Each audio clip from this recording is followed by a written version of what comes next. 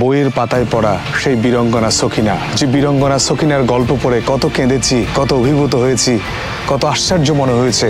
সেই বীরঙ্গনা সখিনা এখানে শুয়ে আছেন শত শত বছর ধরে।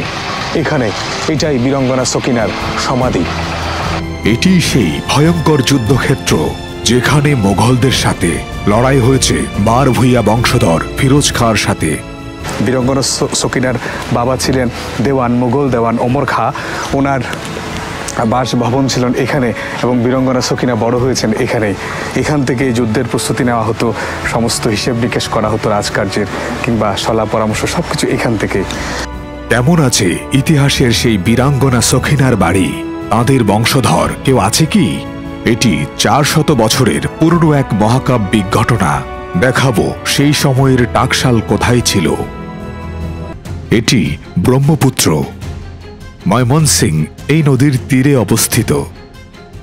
একসময় এই ব্রহ্মপুত্র ছিল সাগরের মতো। এপার থেকে অন্য পার ছিল প্রায় 20 কিলোমিটার। ময়মনসিং শহর থেকে গৌরীপুরে যাব। সুদূর অতীতে এটি ছিল ময়মনসিং পরগনার রাজধানী। পাড়ি দিতে হবে প্রায় 20 কিলোমিটারেরও বেশি পথ। এতটাই সমৃদ্ধ ছিল এই অঞ্চল, দেশ বিদেশের বিভিন্ন স্থান থেকে ব্যবসায়ীরা আসতেন এখানে ব্রহ্মপুত্রের শাখা প্রশাখা ধরে। সেই সময়ের প্রধান 3টি নদীর একটি ব্রহ্মপুত্র আজ প্রায় মৃত। বহু বহু বছর আগে এই অঞ্চলের নাম ছিল ময়মনসিং। তার থেকেই ময়মনসিং নামের উৎপত্তি। ময়মনসিং পরগনার ইতিহাস, ঐতিহ্য, রাজকীয় দাপট অন্যান্য পরগনার চেয়ে অনেক বেশি ছিল। সুলতানি কিংবা মোগল দরবারে এ অঞ্চল নিয়ে ব্যাপক আলোচনা হতো। বীরাঙ্গনা সখিনার কবর এটি। তিনি ছিলেন মোগল দেওয়ান ওমর খাঁর কন্যা, একই সাথে 12 ভূঁইয়া বংশধর ফিরোজ খানের স্ত্রী। বন্ধুরা, ব্যাপারটা কি গোলমেলে লাগছে? কারণ উভয় পক্ষ ছিল পরম্পরা থেকে শত্রু। সেই গল্পের জট খুলতে, সেই সাথে লোকগাথায় পরিণত হওয়া এক সত্যি গল্পের সন্ধানে আমি এখানে ছুটে এসেছি। আশা করি পুরো ভিডিও জুড়ে থাকবেন। সেই সাথে জানাবেন কে কোন অঞ্চল থেকে দেখছেন। ছোটবেলায় বইয়ের পাতায় পড়া সেই বীরঙ্গনা সখিনা, যে বীরঙ্গনা সখিনার গল্প পড়ে কত কেঁদেছি, কত অভিভূত হয়েছি, কত আশ্চর্য মনে হয়েছে। সেই বীরঙ্গনা সখিনা এখানে শুয়ে আছেন শত শত বছর ধরে। এটাই বীরঙ্গনা সখিনার সমাধি। ময়মনসিংহের কেল্লা তাজপুর, যেখানে ছিল বীরঙ্গনা সখিনার গ্রাম, যেখানে তার বাবা ওমর খাঁর বিশাল প্রাসাদ ছিল। সেই কেল্লা তাজপুরের পাশের গ্রাম হচ্ছে কুমরি। সেই কুমরিতেই শুয়ে আছেন বীরঙ্গনা সখিনা। একজন নারীর যে স্বভাবসুলভ প্রেম, স্বভাবসুলভ দায়িত্ববোধ, সেটার প্রকৃষ্ট উদাহরণ হচ্ছে বীরঙ্গনা সখিনা। সখিনা স্বামীর জন্য যুদ্ধের ময়দানে গিয়েছিলেন, যুদ্ধ করেছিলেন পিতার সাথে, পিতার বাহিনীর সাথে, সৈন্যবাহিনীর সাথে।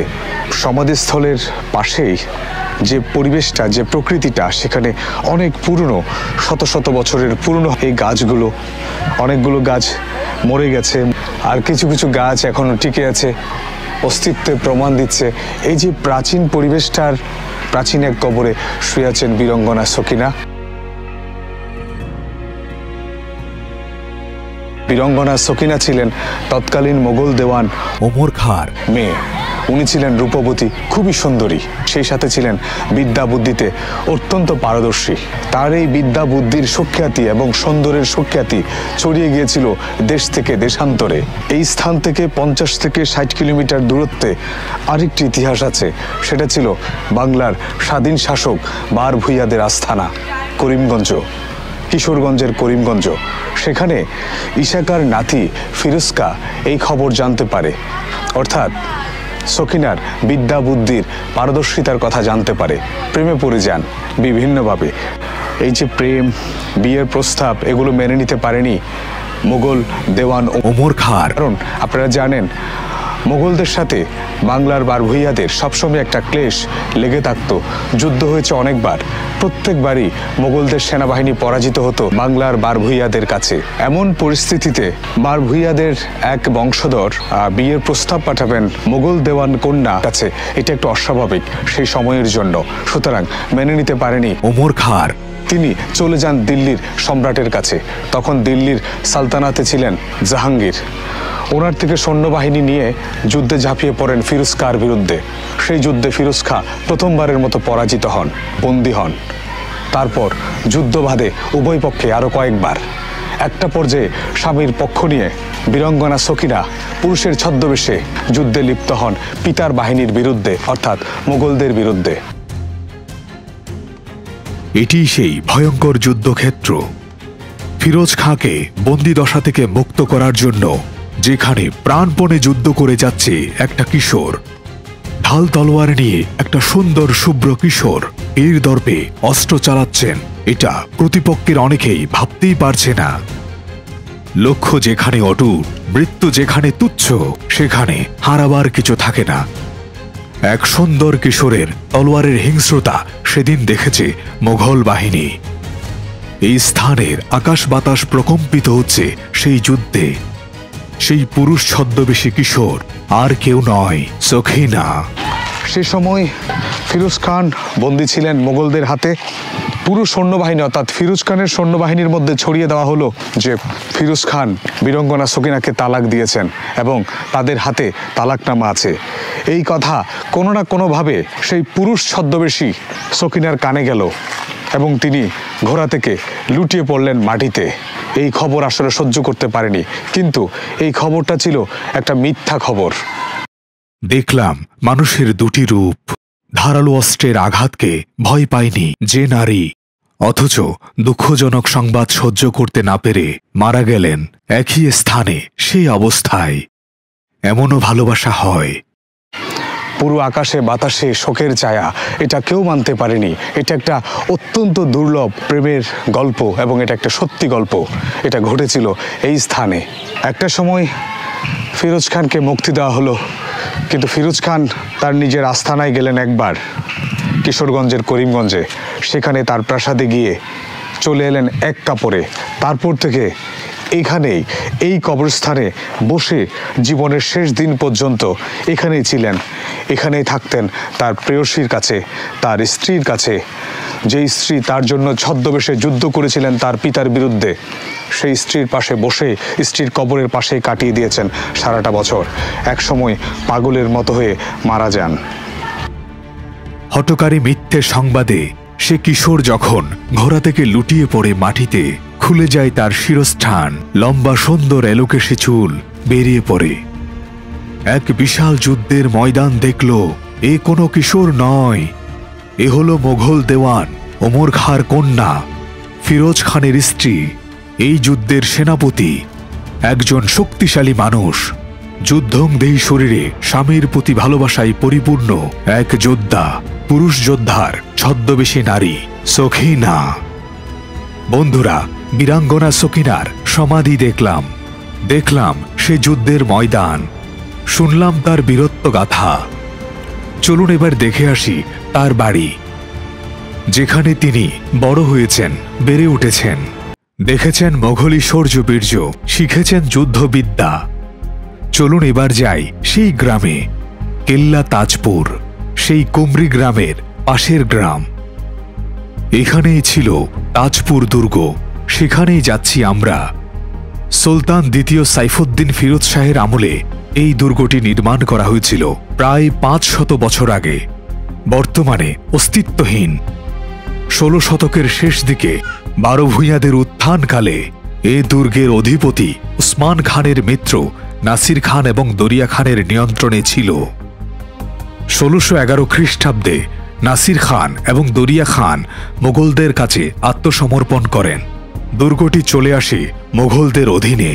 একটা ব্যাপার কি জানেন, খুবই অদ্ভুত লাগে যে ছোটবেলায় বইয়ের পাতায় পড়া সেসব ইতিহাস যখন চোখের সামনে এরকম বাস্তবে দেখতে পাই একটু আশ্চর্য হতে হয়। সেটা শুধু আমি নই, আমার জায়গায় আপনি থাকলে ঠিক এরকমটাই মনে হতো। আচ্ছা, তো এটাই বীরঙ্গনা সকিনার বাড়ি। বীরঙ্গনা সকিনার বাবা ছিলেন দেওয়ান, মুঘল দেওয়ান ওমর খাঁ।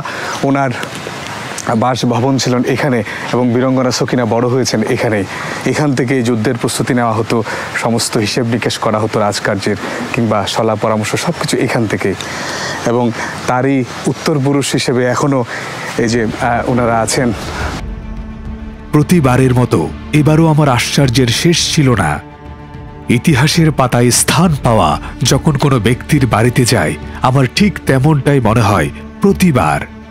বিশ্বাসই করতে পারছি না আমি হাঁটছি বীরঙ্গনা সখিনার ভিটাতে।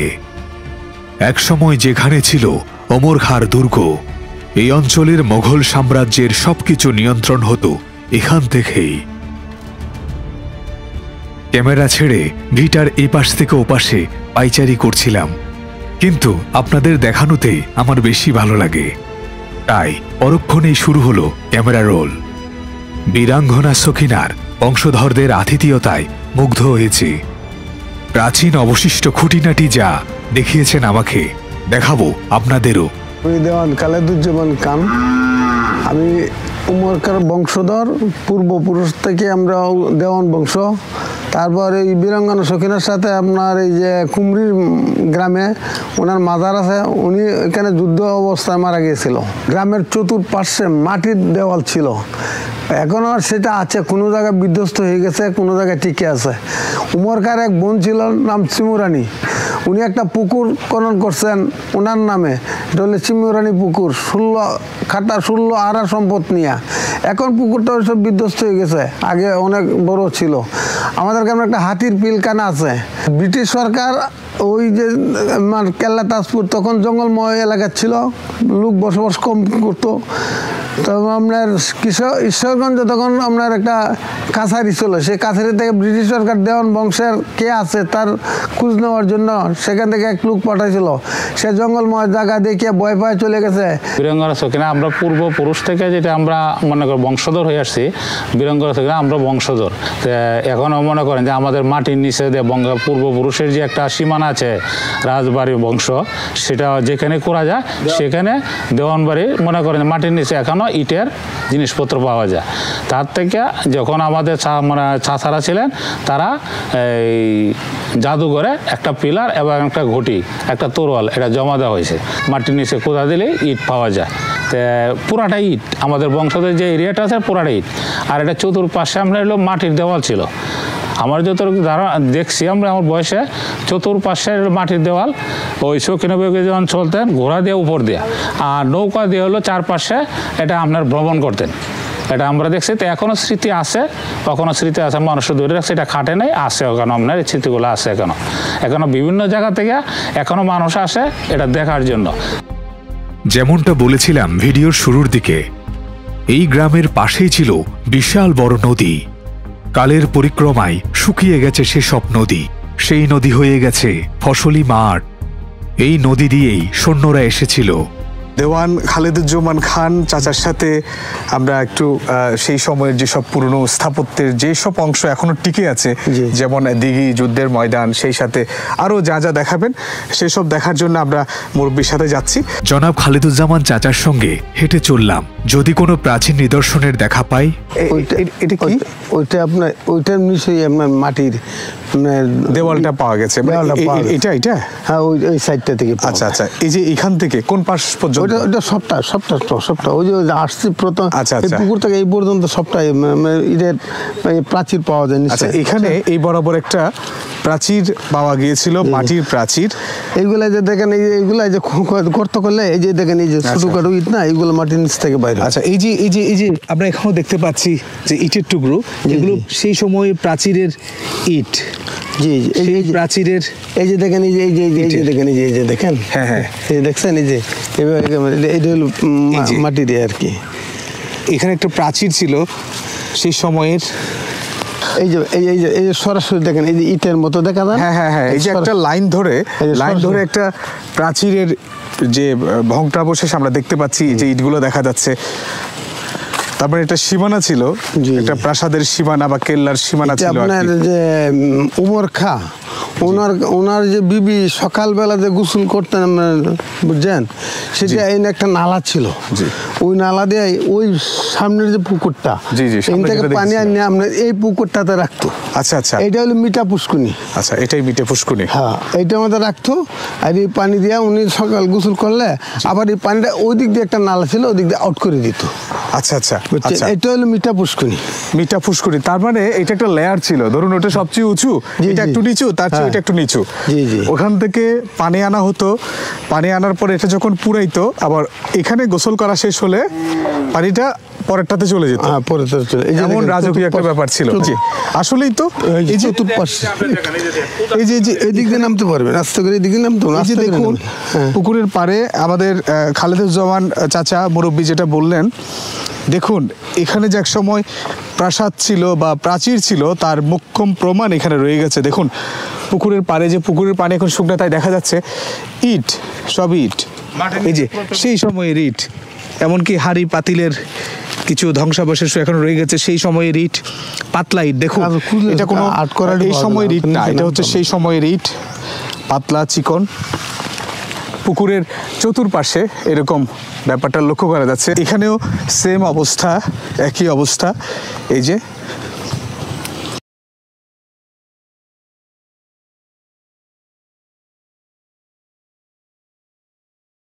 আমরা এই যে পানিটা আউট করার জন্য এই নালাটা ছিল, এই যে এই যে গাছটা দেখা না, ওই দিক দিয়ে নালাটা আছে। আচ্ছা, এই যে পানির, এই যে পুকুরের পানি আউট করার জন্য এখানে বাহির করার জন্য এই যে নালা এদিক দিয়ে ছিল। রাজকীয় একটা ব্যাপার যে সকালবেলা যে পানি দিয়ে স্নান করা হতো, সেই স্নান পরের পুকুর থেকে আনা হতো, প্রথম পুকুর থেকে, যেটা প্রথমে দেখিয়েছি। তারপরে যখন স্নান শেষ হতো, ওই পানিটাই চেঞ্জ করে ফেলে নতুন করে পানি আবার আমদানি করা হতো পরের সে আগের পুকুর থেকে। এই পুকুর থেকেই মিঠা পুকুরে পানি নিয়ে যাওয়া হতো স্নান করার জন্য। বীরাঙ্গনা সখিনার বাবা ছিলেন দেওয়ান। একটা অঞ্চলের প্রধান ছিলেন দেওয়ান। তার অধীনে থাকত পরগনা, তালুকা এবং অন্তর্গত গ্রাম। চাকলার অর্থসচিবদের এবং খাজনা আদায়কারীদের দেওয়ান বলা হতো। সেই সুবাদে তিনি এবং তার পরিবার পেয়েছে অঢেল সুযোগ মোঘলি সালতানাত থেকে।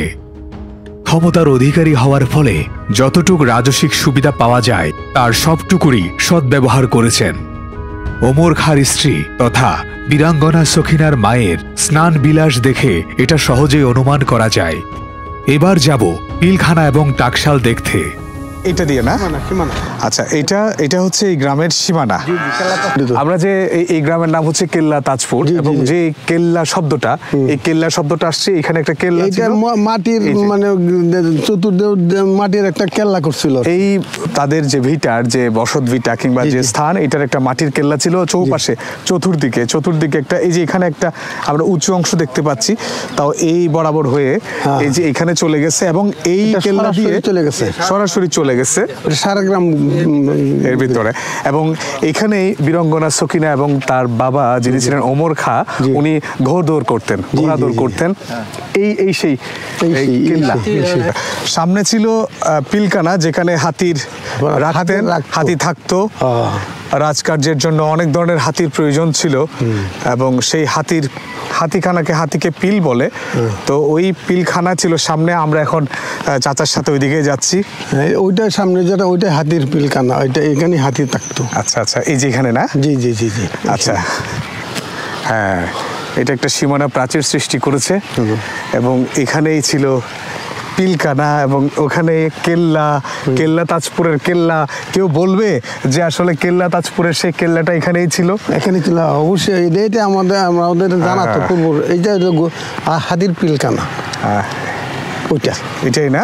জি ছিল হাতির পিলখানা এখানে এই ভিটাতে। হ্যাঁ, আচ্ছা, রাজকীয় এটাই ছিল হাতির পিলখানা।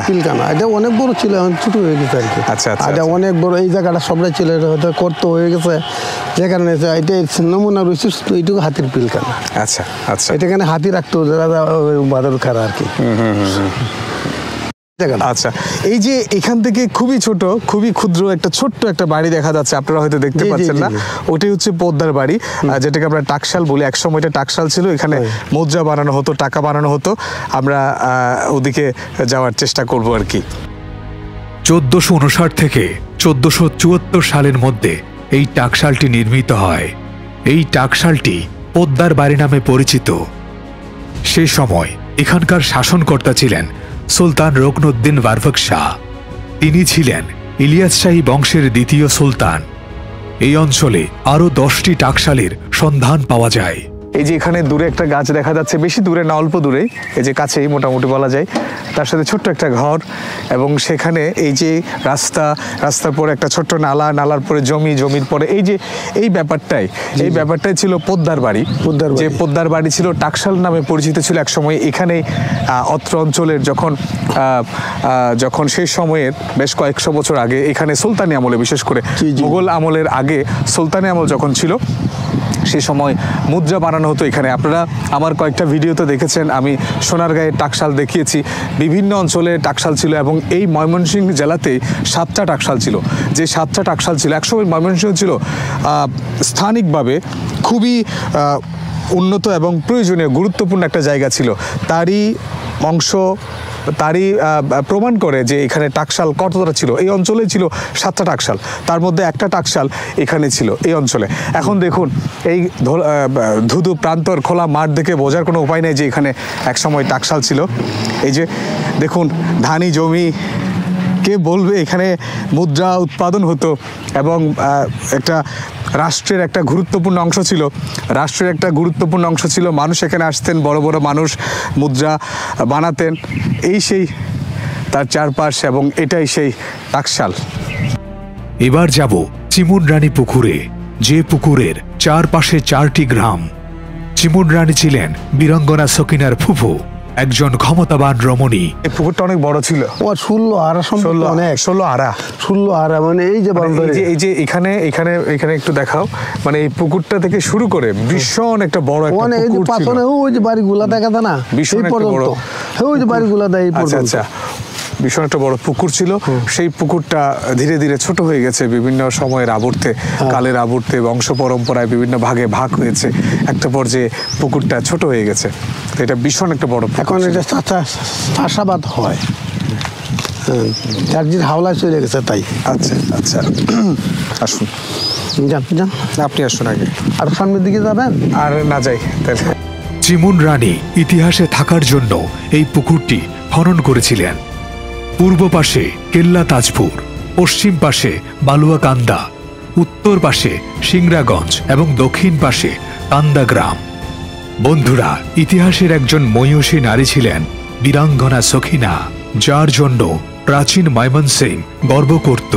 মানুষের মননে পূজিত হয়ে আসছে অদ্যাবধি।